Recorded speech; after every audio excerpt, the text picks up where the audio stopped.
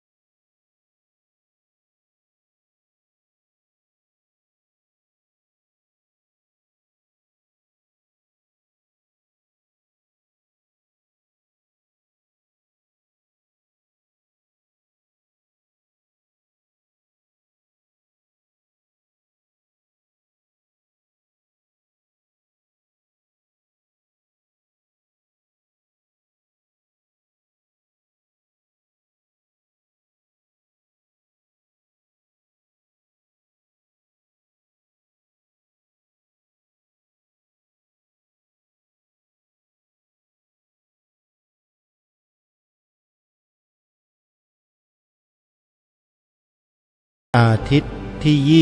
20มีนาคมพระพุทธศักราช2565รายการคดีโลกคดีธรรมมาพบกับท่านผู้ฟังเป็นปกติออกอากาศทุกวันจันทร์ถึงวันศุกร์และวันเสาร์อาทิตย์ทางสถานีวิทยุพระพุทธศาสนาแห่งชาติคลื่นต่างๆวันนี้รายการคดีโลกคดีธรรมจะนำธรรมบรรยายของพระอาจารย์สมภพโชติปัญโยที่ค้างไว้มาเปิดให้ท่านสาธุชนได้ติดตามรับฟังกันต่อเนื่อง ท่านกำลังบรรยายมาถึงเรื่องของพระเจ้าอโศกมหาราชที่ทรงประกาศสวัสดิกธรรม4 ประการเพื่อเป็นข้อปฏิบัติของผู้คนบนผืนแผ่นดินชมพูทวีปในสมัยนั้นสวัสดิกธรรม4 ประการนั้นก็คือสุทธิปัญญาเมตตาขันติ4 ประการซึ่งวันนี้เดี๋ยวเราจะได้มาติดตามรับฟังกันต่อสำหรับในวันนี้มีกิจกรรมสำคัญของพี่น้องชาวจังหวัดเชียงรายเกิดขึ้นที่พุทธมณฑลสมโภช750 ปีเมืองเชียงรายตั้งอยู่ที่ตำบลบัวสลีอำเภอแม่ลาวจังหวัดเชียงรายสมาพันธ์พิทักษ์และส่งเสริมพระพุทธศาสนาจังหวัดเชียงรายได้จัดงานนี้ขึ้นเป็นงานครบรอบ1 ปีวันประกาศปฏิญญาให้พระพุทธศาสนาเป็นศาสนาหลักประจำจังหวัดเชียงรายมีวิทยากรขึ้นเวทีเสวนากันหลายท่านในจำนวนนั้นมีท่านนาวาอากาศเอกพิเศษคัมภีรญานนท์ประธานคณะปวงชนชาวไทยเพื่อชาติศาสตร์กษัตริย์และหม่อมหลวงการตะพงศ์วรวุฒิหม่อมช้าง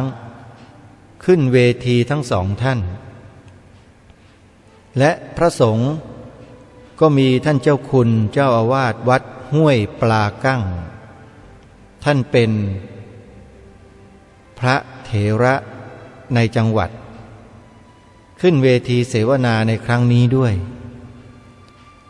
จึงขอเรียนเชิญเจริญพรพุทธศาสนิกชนทั้งหลายทั้งปวงทุกท่านทุกคนที่มีโอกาสมีความสามารถ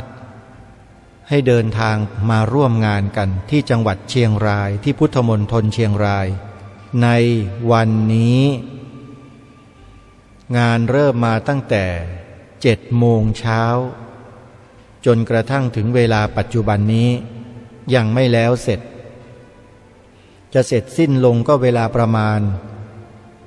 16 นาฬิกาหรือ4 โมงเย็นโดยประมาณอาตมาภาพเอง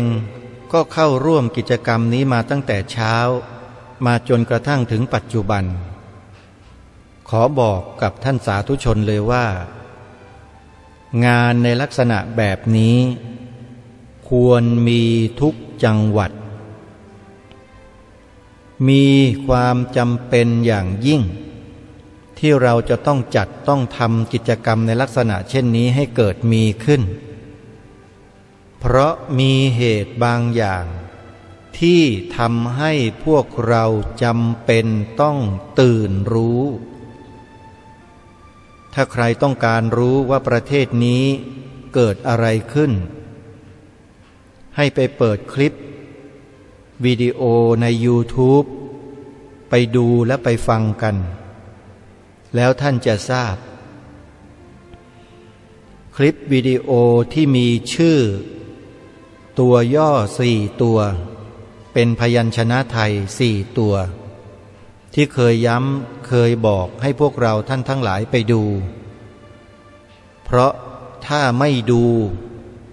ก็ไม่มีวันที่จะรู้ได้เลยว่าประเทศไทยเราศาสนาพุทธซึ่งเป็นศาสนาประจำชาติไทยของเราเนี่ยกำลังถูกกระทำจากอะไรเราจะไม่ทราบแต่ถ้าไปดูคลิปพวกนี้แล้วเราจะทราบขอบอกว่าให้ท่านทั้งหลาย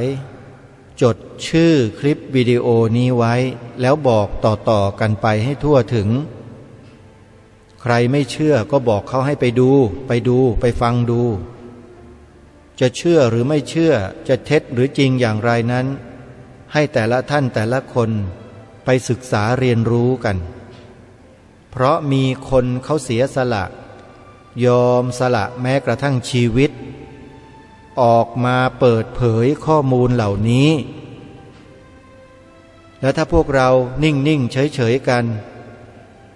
เราก็จะไม่มีวันทราบไม่มีวันจะรู้เลยว่าประเทศไทยของเรา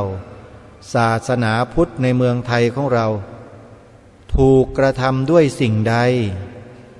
เราจะไม่รู้เมื่อไม่รู้แล้วก็เที่ยวมาชี้หน้าชี้อะไรว่ารายการคดีโลกคดีธรรมอยู่เนี่ยไอ้อย่างนี้เขาเรียกว่าไม่รู้แล้วเที่ยวชี้ก็เลยแนะนำให้ท่านทั้งหลายไปศึกษาเรียนรู้ให้เข้าใจให้รู้ให้เห็นประจักษ์ด้วยตนเองส่วนจะเป็นข้อเท็จจริงอย่างไรนั้นมันก็อยู่กับผู้ที่นำมาเผยแพร่เราสามารถไปตรวจสอบดูได้สิ่งเหล่านี้คือข้อเท็จจริงที่เขาเหล่านี้กล้านำมาเปิดเผยให้เราฟังเราดูกันแล้วทำแบบเปิดเผยด้วยไม่ใช่เป็นแอบทำอยู่ข้างหลังแทงพวกเรากันอยู่แทงชาวพุทธแทงพระสงฆ์กันอยู่ข้างหลังแบบนั้นเขาเรียกพวกแอบแต่ท่านเหล่านี้ไม่ใช่แอบกล้าเผชิญหน้าทุกมิติไม่เชื่อลองไปฟังดูนะพิมพ์อักษรพยัญชนะไทยย่อๆ4 ตัวใน YouTube แล้วไปเปิดฟังอักษรย่อ4 ตัวคือออ่างปอปลาพอพานสอเสืออปอพอสอย้ำอีกครั้งหนึ่งนะพยัญชนะไทย4 ตัวออ่างปอปลาพอพานสอเสือแล้วเข้าไปดูกันสำหรับวันนี้รายการคดีโลกคดีธรรมจะได้นำธรรมบรรยายที่น่าสนใจอย่างยิ่งโดยพระอาจารย์สมภพโชติปัญโยท่านได้บรรยายไว้ในอดีตแต่เนื้อหาการบรรยายนั้นส่งผลไปถึงอนาคตข้างหน้าอีกนานแสนนานเลยทีเดียวเพราะมันเกี่ยวข้องกับสถาบันสูงสุดของชาติไทยของเราคือสถาบันชาติสถาบันพระพุทธศาสนาและสถาบันพระมหากษัตริย์เกี่ยวข้องอย่างไรเกี่ยวข้องกับความมั่นคงของ3 สถาบันโดยเฉพาะถ้าเราไม่ฟังเทปธรรมบรรยายชุดนี้เราก็จะรักษาความมั่นคงของสถาบันทั้ง3ไว้ไม่ได้เลยเพราะอะไร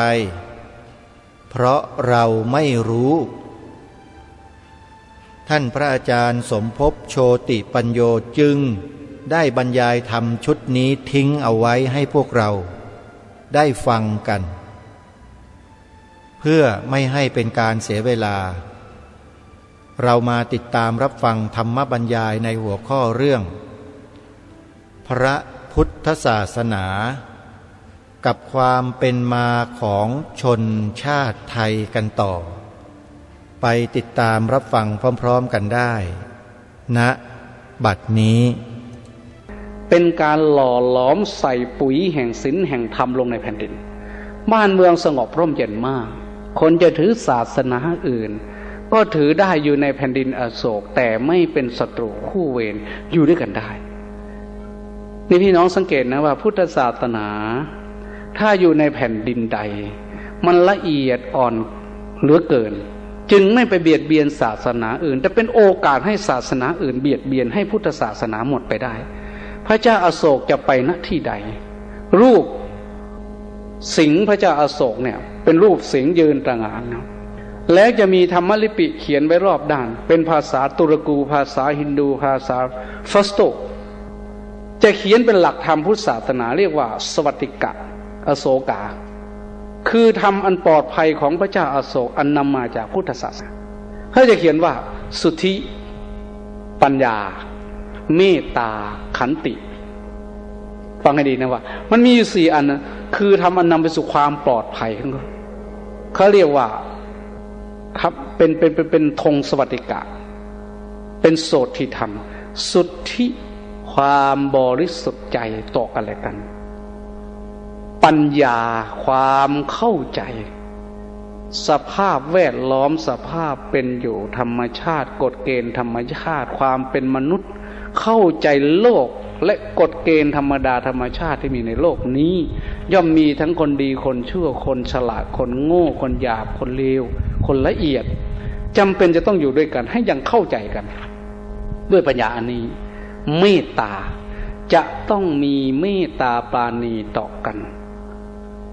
ทุกสภาชีพขันติอดทน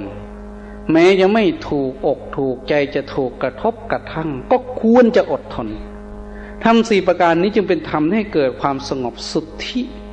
ปัญญาเมตตาขันติพระเจ้าอโศกไปถึงไหนธรรมลิปิจะต้องเขียน4ตัวนี้รอบไว้แล้วก็เขียนธรรมองค์การเพราะนั้นเมื่อพระเจ้าอโศกสิ้นบุญไปพระองค์ก็คงมองนะว่าคนอินเดียที่พระองค์ปกครองต่อไปพุทธศาสนาคงจะอยู่ไม่ได้เพราะอินเดียเนี่ยไม่เน้นไปที่การปฏิบัติคนอินเดียพูดเก่ง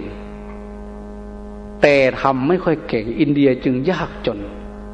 พระเจ้าอโศกคงจะมองไปไกลว่าต่อไปศาสนาพราหมณ์ดั้งเดิมเนี่ยจะกลับคืนมามีอิทธิพลจะเป็นยาสลบให้สังคมอินเดียก็เลยสลบอยู่เท่าทุกวันนี้อาตมาเคยปกครองชาวอินเดียเป็นพันๆเมื่อตอนยังไม่ได้บวชเคยไปทำงานต่างประเทศหลายๆประเทศเคยมีลูกน้องผู้อยู่ใต้บังคับบัญชาชาวอินเดีย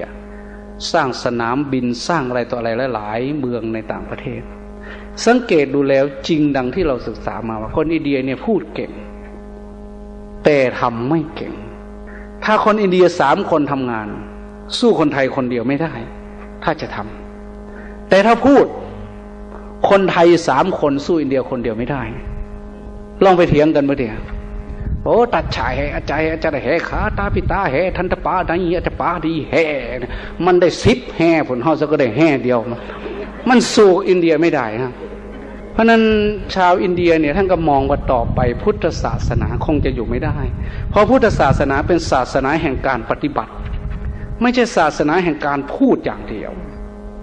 ท่านก็เลยมองไปไกลว่าจะต้องนำพุทธศาสนาเนี่ยไปเผยแพร่อย่างโลกกว้างในทิศทางต่างๆพอหมดตรงนี้มันจะยังเหลือตรงนี้หมดตรงนี้ยังเหลือตรงนี้พูดถึงตรงนี้ก็คิดถึงเมืองไทยเราเหมือนกันเมืองไทยเราน่าจะถึง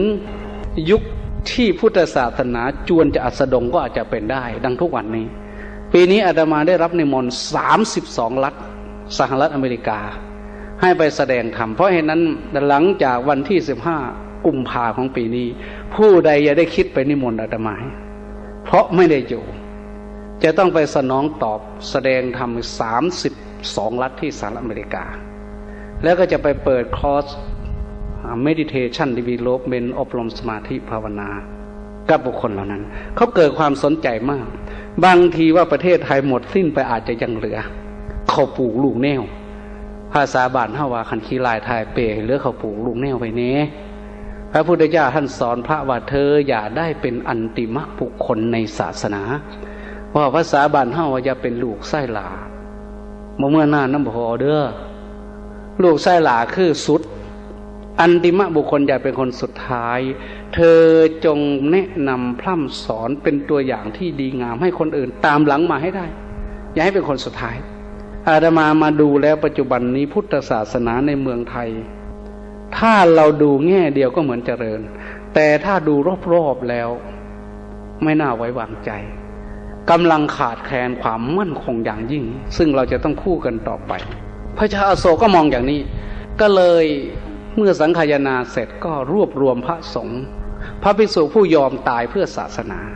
ลักษณะเช่นนี้ศาสนาต่างๆก็เคยทำอย่างศาสนาคริสต์เกิดอยู่ที่ลุ่มแม่น้ำจอร์แดนลุ่มแม่น้ำไนล์เสร็จแล้วเขานำศาสนาคริสต์เนี่ยข้ามทะเลเมดิเตอร์เรเนียนไปทางยุโรปไปทางโรมันเพื่ พื่อว่ามันหมดที่นี่จะได้เหลือที่โน่นเขาส่งบุคคลหน่วยกล้าตายทางศาสนาไปเขาเรียกว่าพวกมาร์ทดอมนี่คือพวกยอมเป็นยอมตายเพื่อศาสนาแล้วเขามีสโลแกนของเขาอันหนึ่งว่า the blood of the martyrdom that is the cheese of the church เลือดทุกหยดหรือชีวิตของพวกมาร์ทดอมคือพวกเผยแพร่ศาสนาที่ยอมเป็นยอมตายจะกลายเป็นเมล็ดเผ่าพันธุ์ของเชิร์ชแห่งคริสตศาสนาปรากฏว่าเขาเที่ยวไปแสดงธรรมในอาณาจักรโรมันเนี่ยเขาถูกฆ่าตายอยู่เป็น100 กว่าปีสุดท้ายก็ได้รับการยอมรับจนเป็นเหตุให้เกิดวาติกันขึ้นที่กรุงโรมนั่นคือเลือดทุกหยดหยาดชีวิตทุกชีวิตที่เสียไปก็กลายเป็นเมล็ดเผ่าพันธุ์ของเชิร์ชที่ยิ่งใหญ่กระจายไปทั่วโลกจนถึงปัจจุบันในทางพุทธศาสนาเราก็เหมือนกันพอพระเจ้าอโศกสังคายนาเสร็จแล้วก็รวบรวมภิกษุผู้จะสืบทอดพระพุทธศาสนานำพุทธศาสนาไปเผยแพร่ในต่างแดนยอมเป็นยอมตายไปประชุมกันที่นครปาตลีบุตรที่อโศการามทั้งญาติโยมที่ยอมตายที่เป็นคฤหัสถ์และก็พระสงฆ์อรหันต์มีจำนวนไม่กี่รูป40-50 กว่ารูปทุกองค์ประกาศก้องอยู่ที่อโศการามพร้อมเพียงกันโสอหังวจริสสามิคามาคามังปุราปุรังนัมสมาโนสัมมาสัมพุทธัสสะโคสนัสสะสุธรรมตังถาตุจิรังสตังธัมโมโลกัมหิสัมมาสัมพุทธัสสะสนังพวกข้าน้อยทั้งหลายจักเที่ยวจาริกไปจากหมู่บ้านสู่หมู่บ้านจากนครสู่นครเฝ้านอบน้อมนมัสการพระศาสดาเฝ้าประกาศโฆษณาพระธรรมอันดีงามอันประเสริฐสู่โลกกว้างเพื่อความสถิตสถาพรแก่พระพุทธศาสนาเพื่อเป็นประโยชน์แก่หมู่มวลเทพเจ้าเหล่ามนุษย์ในโลกนี้เสือไปแล้วก็แยกกันไปมี2 องค์ข้ามอ่าวมัตตมันทะเลอันดามันขึ้นฝั่งสุวรรณภูมิแหลมทองคือที่เราเรียกทุกวันนี้แถบจังหวัดนครปฐมราชบุรีเพชรบุรีแล้วก็สุพรรณบุรีอยุธยาลุ่มนี้ตรงนี้มันพศเกือบ300นี่แสดงว่าพุทธศาสนาเข้ามาที่นี่แต่อีกอันหนึ่งประวัติศาสตร์ของคนไทยเราไม่ค่อยเขียนกลัวจะเป็นปมเด่นจะเป็นปมด้อยอย่างไรไม่ทราบแต่ประวัติศาสตร์ของชนชาติไทยลาวอีสานฝ้าของฝั่งโน้นและลาวฝั่งนี้เขียนไว้ใส่ในกระบอกไม้ไผ่มัดเอาไว้เอิ้นว่าบั้งจุ่มหนังสือบั้งจุ่มลักคำผูก3 พงศาวดารต่างๆจารึกเรื่องราวพุทธศาสนาเข้ามาสู่แผ่นดินลุ่มแม่น้ำโขงลุ่มแม่น้ำชีลุ่มแม่น้ำมูลตั้งแต่พศ8ก่อนพระเจ้าอโศกสังคายนา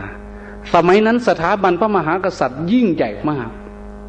พญาคำแดงพญาสุวรรณพิงคาร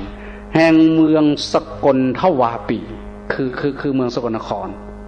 แล้วก็พญาจุลนีพรหมทัตแห่งเมืองจำปาคือยวนใต้แล้วก็พญาอินทปัฏฐนครพญานันทเสนพญาทั้ง5คือสถาบันพระมหากษัตริย์ทั้ง5 องค์ในลุ่มน้ำโขงแล้วก็มีเมืองเนี้ยเมืองศรีเทพเมืองเนี้ยไอแถบน้อง30,000เนี่ยสันนิษฐานว่าคงเป็นตรงนี้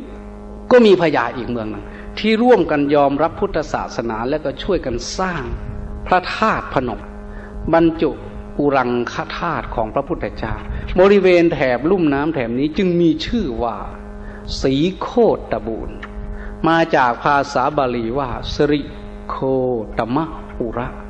สิริแปลว่าความสวยงามรุ่งเรืองจำเริญโคตมะนั้นเป็นชื่อของพระพุทธเจ้าชื่อว่าโคดม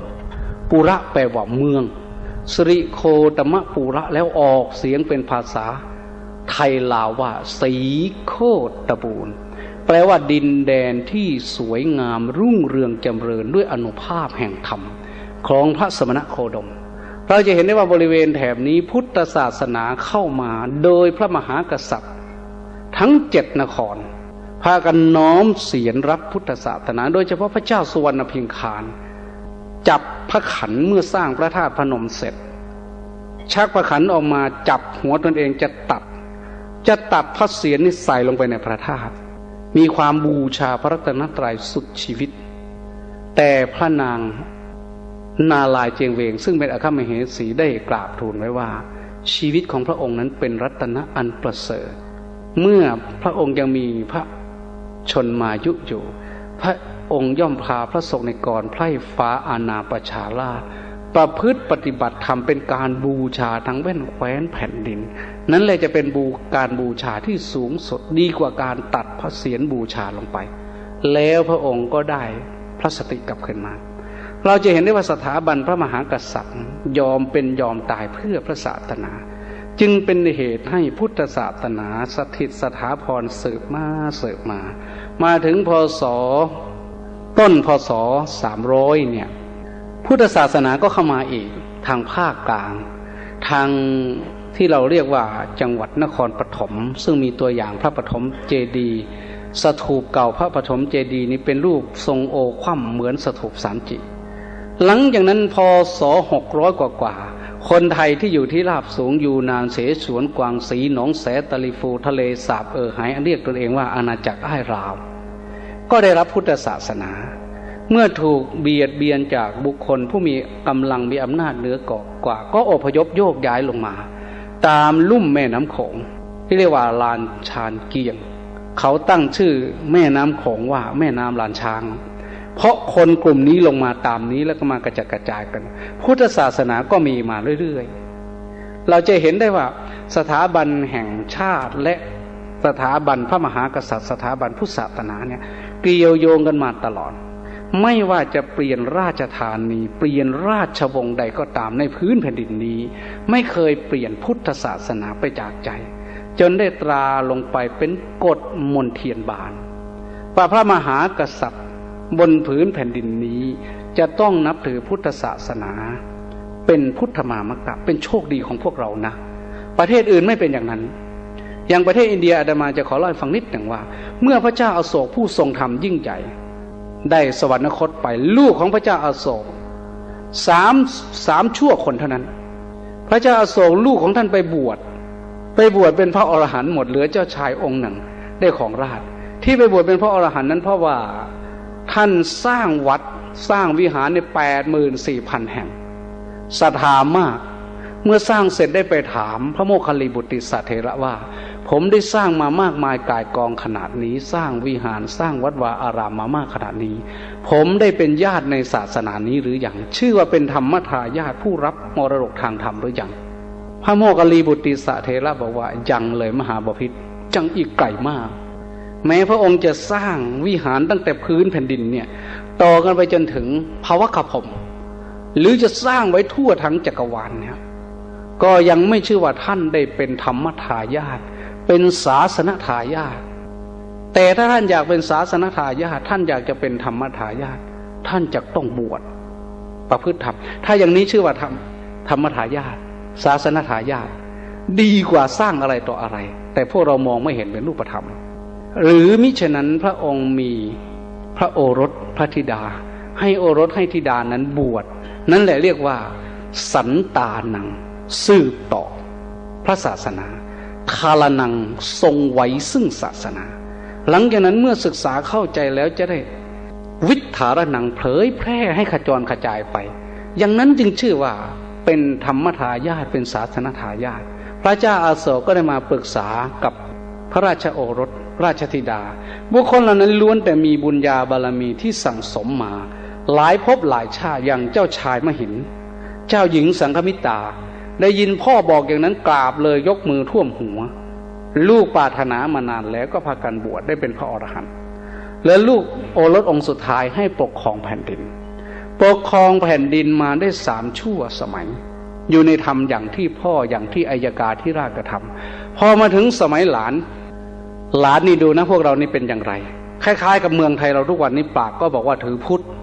แต่เวลาเราทำนั้นมันไม่เป็นพุทธมาถึงหลานผู้ที่เป็นหลานนี้ได้รับมูลธาพิเศษเป็นพระเจ้าแผ่นดินแล้วก็กลับคืนไปนับถือศาสนาพราหมณ์นับถืออย่างไรศาสนาพราหมณ์ก็บอกว่าถ้าจะมีงานฉลองอย่างยิ่งใหญ่มูลธาพิเศษเนี่ยจะต้องบูชาด้วยมหายัน5จึงจะมีเดชมีอำนาจ มหายันห้ามีอะไร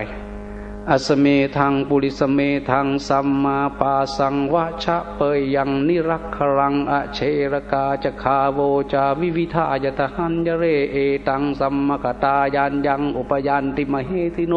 เราไม่ได้สวดกันมานานแล้วก็พากันลืมเขาเรียกว่ามหายันห้าฆ่าคนบูชาฆ่าช้างฆ่าม้าบูชาสัมมาปาสะฆ่าสัตว์ทุกชนิดที่จับมาได้ด้วยบ่วงด้วยแร้วปาสะแปลว่าบ่วงถ้าจับมันไม่ได้จากบ่วงก็ไปเอามันมาที่เขาเลี้ยงแล้วโยนเข้าไปในบ่วงแห่งไฟก่อไฟขึ้นแล้วก็ทำเป็นบ่วงมัดเหล็กเป็นบ่วงไม้เป็นบ่วงเอาน้ำมันเอาผ้าพันเอาน้ำมันใส่ไฟจุดแล้วก็โยนสัตว์นี่มัดโยนลอดบ่วงไฟเข้าไปสู่กองไฟสัมมาปาสะวัชเปยยะดื่มเพื่อพลังต้องให้ได้กินเหล้าเมายาจึงบอกว่าคาเมคาเมสตังกุมภาเมลัยจะสุรายจะ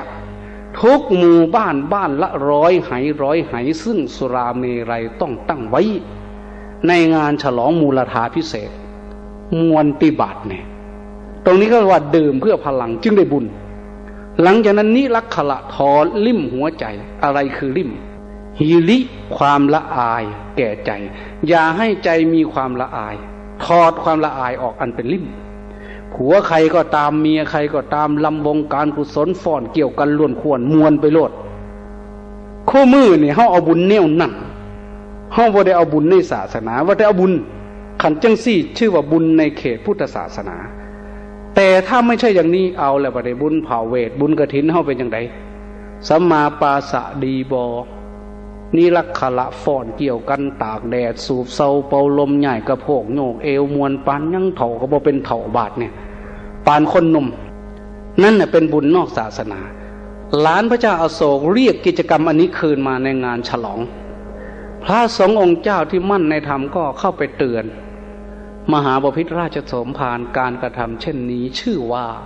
ไม่ได้เจริญรอยตามพระราชประเพณีของราชอัยกาธิราชเจ้าในขณะที่กำลังเมาทั้งสุราเมาทั้งอำนาจตรงเนี้ยโกรธอย่างใหญ่หลวงประกาศมหาชนก็ไปเผาวัดทันทีวันเดียว 6,000 วัดหลังจากนั้นประกาศให้ตัดหัวพระหิ้วมาให้จะให้หัว100 ดีนานั่นสมัยพระเจ้าบุปผามิตรหรือว่าปุษยมิตรหลานของพระเจ้าอโศกพระอยู่ในบรบาทเนี่ยแต่กระเจิงขึ้นภูเขาหิมาลัยวัดห่างไปหมดเลยชมพูทวีปสมัยนั้นหลังจากนั้นพุทธศาสนาก็สั่นคลอนต่อมาไม่นานนักก็มาถึงสมัยขุนสมัยพระเจ้าสาสังกามีอำนาจมากในอินเดียถือศาสนาอื่นประกาศปราบชาวพุทธแม้แต่ต้นโพที่พระพุทธเจ้าเราตรัสรู้ก็ไปโค่นทิ้งโค่นไม่พอขุดรากไฟเผาเพราะชาวพุทธมากราบมาไหว้ต้นโพต้นนี้โค่นทิ้งเมื่อโค่นต้นโพทิ้งแล้วหลังจากนั้นพระองค์ก็ทรงกระอักเป็นเลือดแล้วก็ตายไปคงจะบาปต่อมาต้นโพต้นนี้ก็มางอกขึ้นมาใหม่คือพระเจ้าแผ่นดินฝ่ายชาวพุทธกลับไปตีโต้กลับคืนมาแล้วพระองค์ก็น้อยอกน้อยใจนอนลงในหลุมโพบอกว่าถ้าต้นโพต้นนี้ไม่งอกคืนมาข้าพเจ้าจะขอตายจงฝังข้าพเจ้าไว้ในหลุมโพนี้ชาวบ้านร้องห่มร้องไห้ทั้งเมืองเอาน้ำนมผสมน้ำมารดมาราด 6-7 วันต้นโพออกงอกมาตามรากเองทุกวันนี้ต้นโพที่เราเห็นอยู่ที่อินเดียนั่นหลานเหลนของมันนั่นเราจะเห็นต่อมาก็มาถึงยุคขุนทัพบักตยาขานจิตรงนี้ยกทัพเข้ามาบุกเผามหาวิทยาลัยนาลันทาพระตายไปหลายหมื่นองค์ปานจูดหั่งต่อเป็นว่าพุทธศาสนาเราก็หมดสิ้นไปเพราะหมดอำนาจกษัตริย์ผู้ถือพุทธศาสนาเพราะฉะนั้นเราจะเห็นได้ว่าประเทศใดก็ตามที่มีพุทธศาสนาและพุทธศาสนาหมดไปนั้นพึงรู้เถิดว่าสาเหตุใหญ่เกิดมาจากกษัตริย์เมืองนั้นไม่เอาใจใส่ต่อพระศาสนาเปลี่ยนใจไปนับถือศาสนาอื่นเสียหรือมิฉะนั้นกษัตริย์หมดอำนาจในแผ่นดินนั้น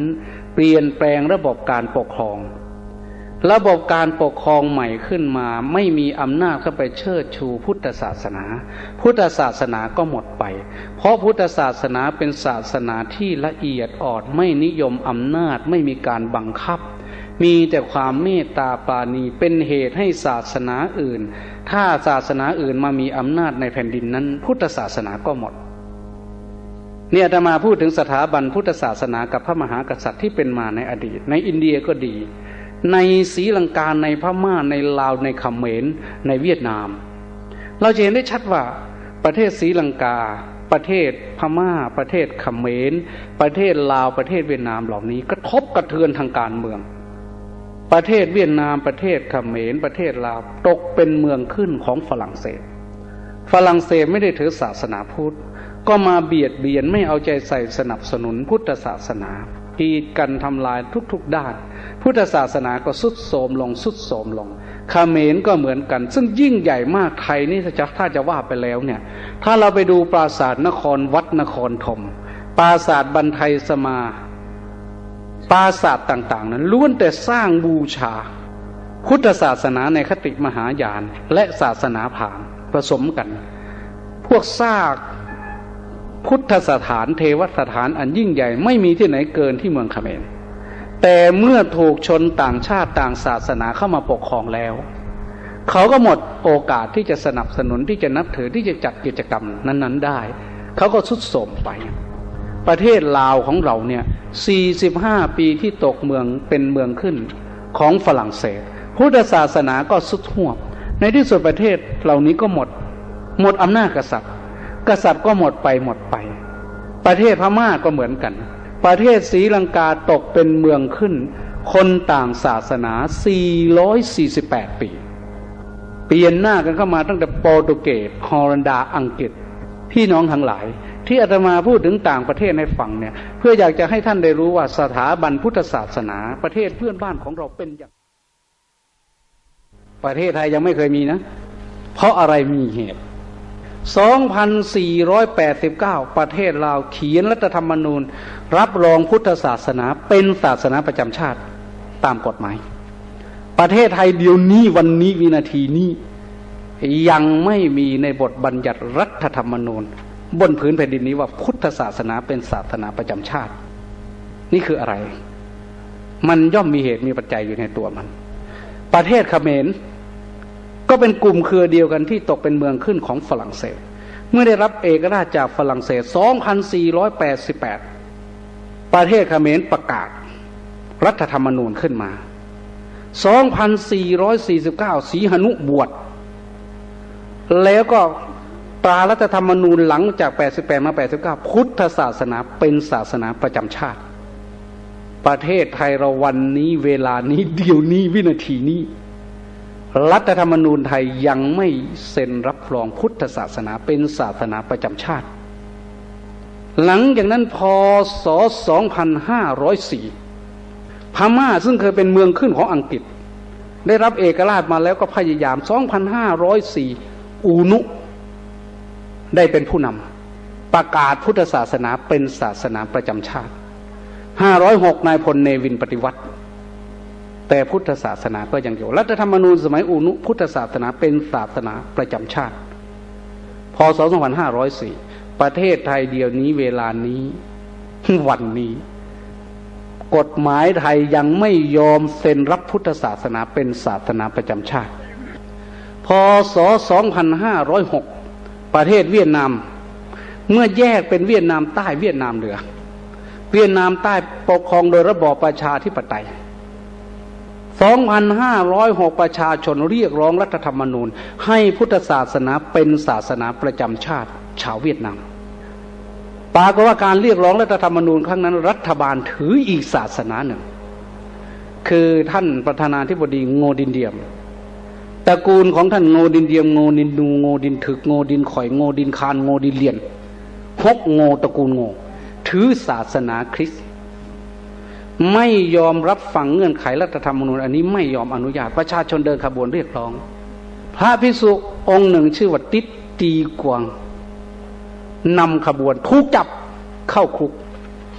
พระติดตีกวงอยู่ในคุก100 วันไม่กินข้าวไม่ฉันอาหารอดอาหารประท้วงรัฐบาลเก่งกว่าเรือตรีฉลาดวรชัดเรา100 วันไม่กินข้าวกินแต่น้ำถึงจะกินก็ไม่มีใครเอาไปให้กินอยู่ในคุกรัฐบาลคนละศาสนา ปรากฏว่าไม่ตาย100 วันแล้วก็มีช่วงนายพลชาวพุทธปฏิวัติอีกทีแล้วถูกปล่อยออกมาทำไมประเทศเหล่านี้จึงเรียกร้องรัฐธรรมนูญให้พุทธศาสนาเป็นศาสนาประจำชาติในขณะเดียวกันประเทศไทยซึ่งเป็นเอกราชมาตลอดทำไมจึงไม่เรียกร้องรัฐธรรมนูญอันนี้เพราะว่าประเทศไทยเราไม่เคยรู้จักรสชาติของความตกเป็นเมืองขึ้นของชาวต่างศาสนาชาวต่างชาติต่างศาสนาเมื่อเขามาปกครองเราแล้วสิทธิอันชอบธรรมในการประพฤติปฏิบัติในศีลในธรรมที่ถูกต้องนั้นถูกริดรอนประเทศเหล่านั้นขมขื่นพอเขาหลุดออกมาจากเงื้อมือเขาก็รีบเลยเรียกร้องขอให้เมืองนี้มีรัฐธรรมนูญกันอย่างนี้ศรีลังกา 2488-89 ก็เหมือนกันเมื่อหลุดออกมาจากอังกฤษแต่ประเทศไทยปีที่แล้วรัฐบาลก่อนเนี่ยนายดุสิตโสภิชาสสเมืองอุบลซึ่งเคยเป็นมหารู้สึกว่าจะจบปริญญาโทจากอินเดียใช่ไหมดุสิตโสภิชาเนี่ยยื่นญัตติเข้าที่รัฐสภาขอให้รัฐสภานี้ทั้งครม.ทั้งเพื่อนสมาชิกผู้ทรงเกียรติช่วยกันพิจารณาเพื่อความมั่นคงของพุทธศาสนาให้รัฐธรรมนูญของเราเนี่ยตรากฎหมายมารับรองพุทธศาสนาเป็นศาสนาประจำชาติไม่มีใครเอาด้วยจนถึงวันนี้ตรงนี้แหละพี่น้องทั้งหลายที่คนโบราณของเราเคยพูดไว้ว่าย่านหลายเดย่านแต่มั่นสิเดนี้ไก่แหวย่านแต่หนัง3 แก้วสิไก่จากเสือขาวย่านเทเดย่านแต่หนาวสิได้ไก่จากหอนคนสิอ่อนแอวหาย่านเทนอย่านแต่ฝูงหมูทลิตท่าเสือคนจรสิจำจากผากจากวัดและบ้านปานหลี่อยู่ดงย่านหมูองอ้วนๆบกวนสวนกินเขาไฮ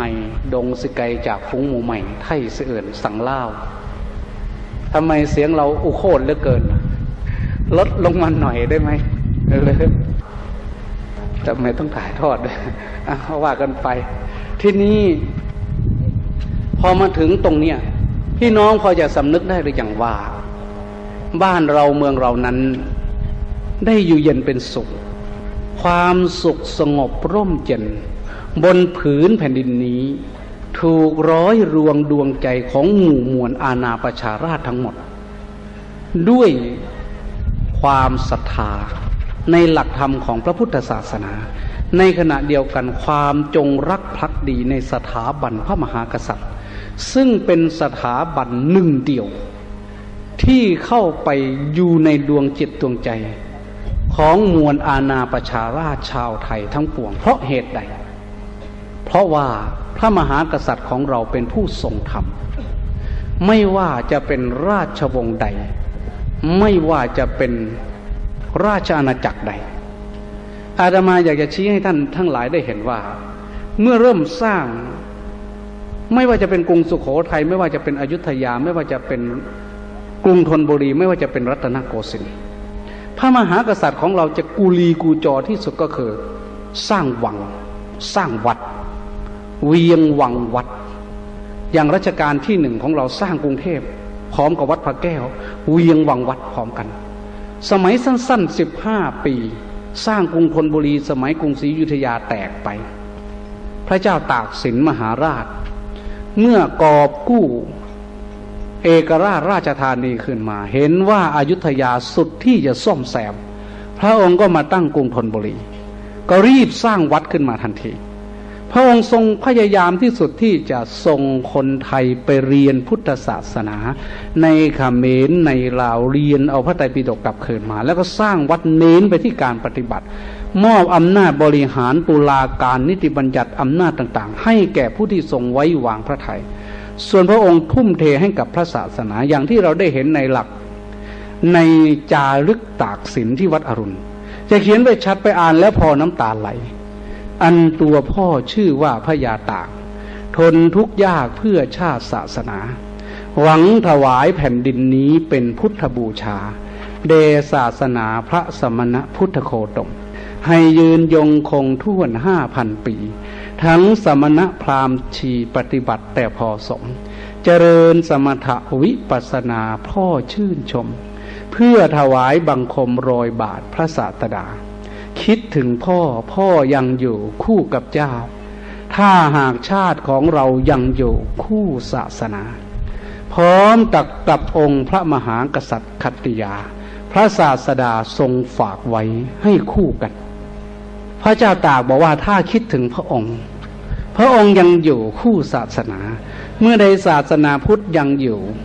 กับประเทศไทยกับสถาบันพระมหากษัตริย์นั้นพระเจ้าตากยังอยู่พระองค์เหมือนกับจะถอดพระราชหฤทัยถอดหัวจิตหัวใจออกมาวางไว้ให้พวกเราได้เห็นนี่สถาบันพระมหากษัตริย์กับสถาบันพุทธศาสนาจะเจริญรุ่งเรืองจะล้มละลายมันอยู่ตรงนี้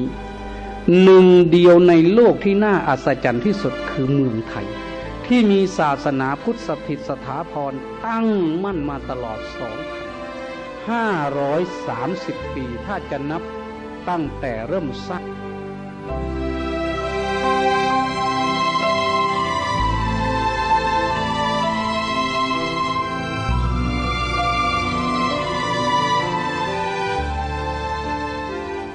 ท่านสาธุชนทุกท่านเนื่องด้วยเวลาของรายการใกล้ใจหมดจึงขอตัดสัญญาณมาที่ผู้ดำเนินรายการเป็นอย่างไรบ้างท่านผู้ฟังได้ติดตามรับฟังธรรมบรรยายในช่วงนี้ของพระอาจารย์สมภพโชติปัญโยซึ่งเป็นพระสงฆ์ที่พุทธบริษัทไทยของเราหรือแม้แต่พุทธบริษัทในประเทศต่างๆที่เป็นเพื่อนบ้านของเราได้สดับรับฟังแล้ว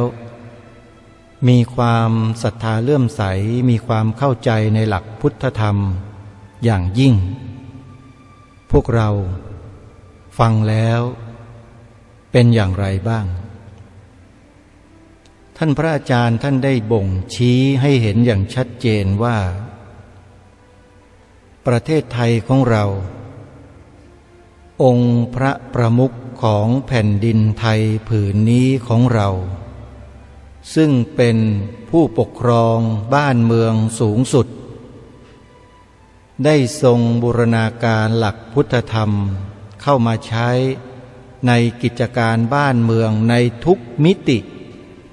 ตั้งแต่อดีตมาโดยตลอดแต่ในปัจจุบันนี้เป็นเช่นนั้นหรือไม่เราจะไม่พูดถึงว่า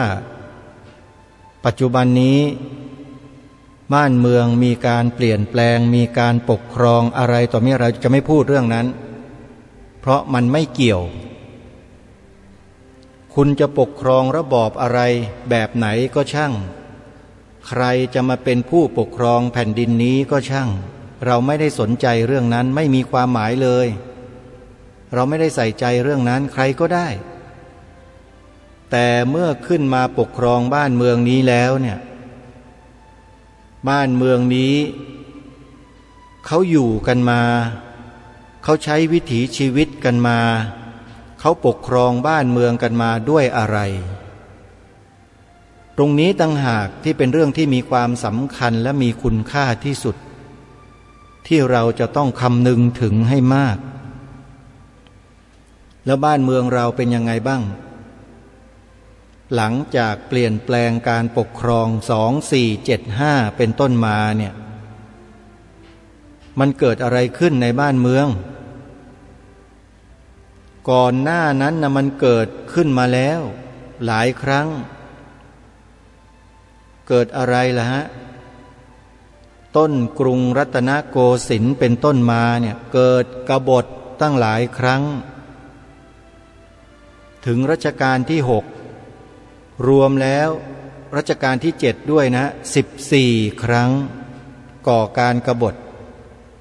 จะทำลายสถาบันพระมหากษัตริย์จะทำลายสถาบันพระพุทธศาสนาของเราแต่14ครั้งทำไม่สำเร็จแต่ครั้งนี้คนพวกนั้นบอกว่าครั้งที่15ต้องสำเร็จให้ได้แล้วเขาทำกันอย่างไรทำกันแบบไหนทำกันแบบที่เรียกว่าคนไทยไม่รู้เรื่องไม่รู้ตัวกันเลยแต่โชคดีมีคนที่เขารู้ความจริงเนี่ยมาเปิดเผยให้เราทราบ ว่าแต่ว่าพวกเรากล้าที่จะไปเปิดดูกันหรือเปล่าเท่านั้นเองถ้าใครปรารถนาจะรู้ความลับซับซ้อนความลึกลับซับซ้อนอันนี้นะเปิดไปใน YouTube แล้วพิมพ์อักษรพยัญชนะไทย4 ตัวลงไปเปิดดูได้เลยพยัญชนะไทย4 ตัวคือออ่างปอปลา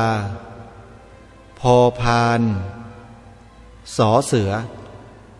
อปอพอสอต้องขอยกย่องคนเหล่านี้ว่าเป็นผู้กล้าอย่างแท้จริง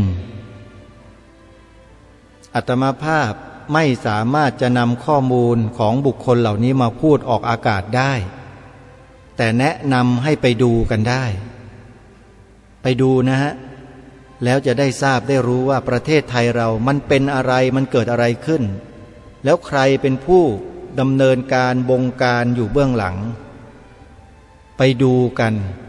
ส่วนจะจริงเท็จอย่างไรนั้นไม่ทราบอาตมาภาพฟันธงลงไปไม่ได้แต่เมื่อมีข้อมูลให้เราศึกษาแล้วเราควรไปศึกษากันเดี๋ยวพรุ่งนี้เรามาฟังธรรมบรรยายของพระอาจารย์สมภพในชุดนี้กันต่อวันนี้เวลาของรายการหมดลงแล้วต้องขอสมมุติยุติรายการไว้แต่เพียงเท่านี้พบกันใหม่ในวันต่อไปขอความสุขสวัสดีในธรรมแห่งองค์สมเด็จพระบรมศาสดาสัมมาสัมพุทธเจ้าจงปรากฏเกิดมีขึ้นในจิตใจของท่านผู้ฟังทุกท่านทุกคนเทินขอเจริญพรกล้าคิดก็ต้องกล้าท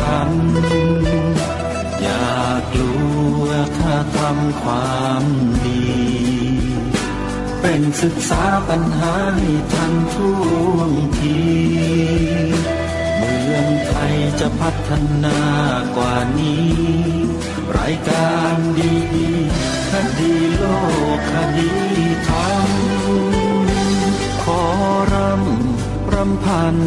บรรยายความคิดเครื่องหมายแห่งสีทั้งสามงามถนัดขาวคือบริสุทธิ์สีสวัสดิ์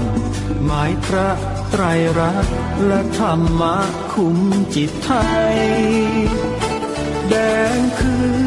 โลหิตเราใส